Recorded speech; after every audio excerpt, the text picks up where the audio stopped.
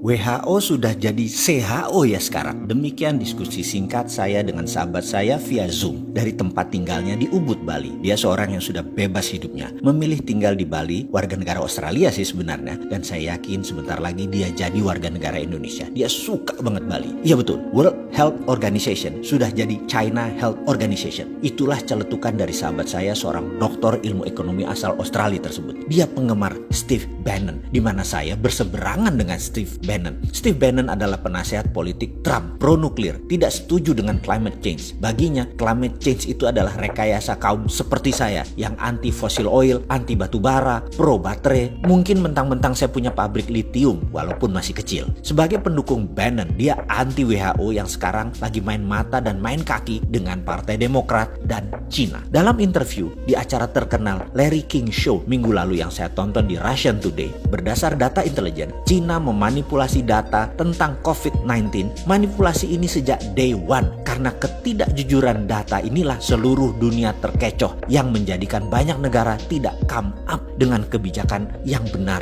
dalam menangani corona. Cina di bulan Januari dengan bos WHO melakukan false information ke seluruh dunia dengan mengatakan virus corona menyebar hanya dari animal to human, tidak bisa human ke human. Virus dikatakan hanya bisa menyebar dari binatang ke manusia, tidak bisa dari manusia ke manusia. Inilah yang membuat banyak negara jadi tidak aware mematikannya dan kecepatan penyebarannya virus corona ini. Saat ini komunitas dunia marah dengan Cina dan mungkin akan melakukan tuntutan internasional serta sanksi bagi Cina. Cina bermain dengan siapa? Dengan bos WHO, Dr. Tedros Ghebreyesus, yang menutupi fakta sebenarnya akan fatalitas corona tahap awal ini. Dikatakan bahwa tidak terlalu mematikan corona itu. Fakta berikutnya, di bulan Januari sebelum lockdown, Cina membeli 250 juta APD, alat pelindung diri, di seluruh dunia sebagai tindakan balasan atas tindakan Amerika tersebut. Bos WHO bocorkan ke Cina, sehingga Cina bisa pukul balik dengan mengunci peralatan medis yang di kemudian hari, yaitu sekarang Cina buat uang besar sekaligus membalas. 250 juta APD itu adalah separuh kebutuhan APD dunia saat ini, termasuk APD dari Indonesia dibeli Cina kala itu. Ternyata begitu dunia kena, dunia tersadar karena dikatakan tidak mematikan, ternyata mematikan,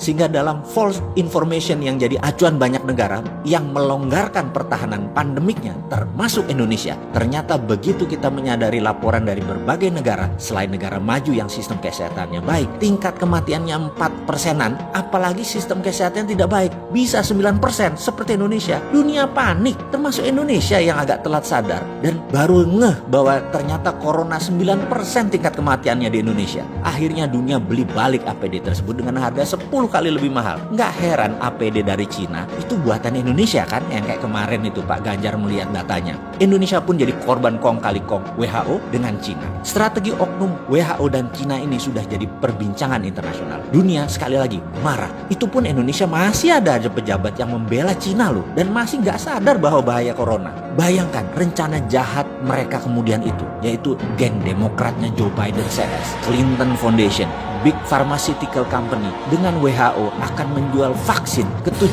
miliar manusia dengan cepatnya terpapar kalau dunia melonggarkan pandemik. Ini big business dan ini menjadi senjata untuk menjatuhkan Trump. Ini membuat Trump marah luar biasa karena kecele dimainkan di dalam dan di luar negeri. Dia tuntut WHO, dia hentikan sumbangan Amerika ke WHO dan bahkan akan keluar dari WHO. Rencana besar akan memvaksin 7 miliar manusia di dunia ini menjadi serangan terbuka oleh Trump. Pasti dia gagalkan rencana koalisi besar Cina, Partai Demokrat, dan WHO ini. Jujur, bagi saya ini bedil sudah dikokang semua. Ini bisa military war. Mengingat sejarah sebentar ya. Kita tahu, zamannya Obama, Cina itu mitra strategis. Baru zamannya Trump, diperangi Cina itu. Ini info agar semua sahabat paham betapa cairnya dan dinamisnya geopolitik dunia itu. Apa yang dilakukan Trump? Trump tekan India untuk memberikan obat ke Amerika segera. India memproduksi obat corona dipaksa diberikan ke Amerika saat ini juga. Ingat, saya pernah katakan jauh-jauh hari setelah Cina, Amerika melirik India. Tadinya Indonesia ya, karena Indonesia nggak paham, jadi melirik India. Amerika bangun India persis seperti dukungan Amerika di tahun 2000-an, di mana 30% pabrik Amerika dipindahkan ke Cina. Sekali lagi, saya ingatkan, obat vaksin corona India nanti rajanya. Sahabat, data ini valid dan ada di mana-mana. Terbuka kok data ini, cek aja. Steve Bannon yang terang-terangan membuka aib WHO ini. Ceklah marahnya Trump dengan dunia farmasi Amerika yang ternyata main dua kaki dukung dan angkat Trump di awal, lalu dibanting kemudian mereka pindah ke Partai Demokrat. Anthony Fauci, Director of National Institute of Allergy and Infection Disease, sebagai orang Trump di dalam penyelesaian Coronavirus Task Force, adalah orang yang bermain di 6 presiden Amerika, adalah juga orang di balik SARS dan AIDS dengan ciptaannya di Perancis. Ini salah satu yang memulai skenario biological warfare ini sejak awal dari pihak Amerika. Sekarang di COVID-19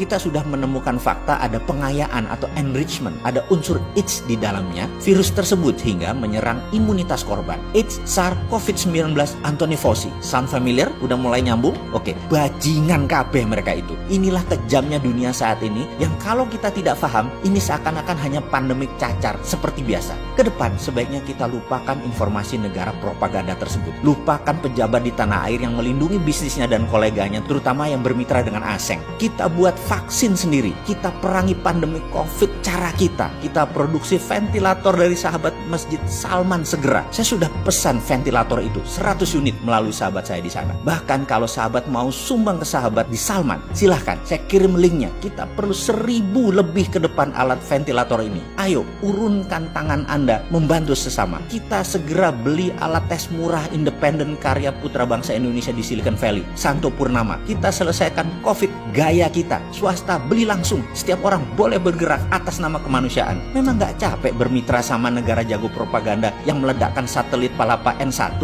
dan banyak lagi alat abal-abal seperti termometer. Bodong lah, juga informasi yang dimanufaktur. Cina itu memang memanufaktur apa aja. Cina itu memanufaktur semuanya, termasuk data dimanufaktur sama mereka.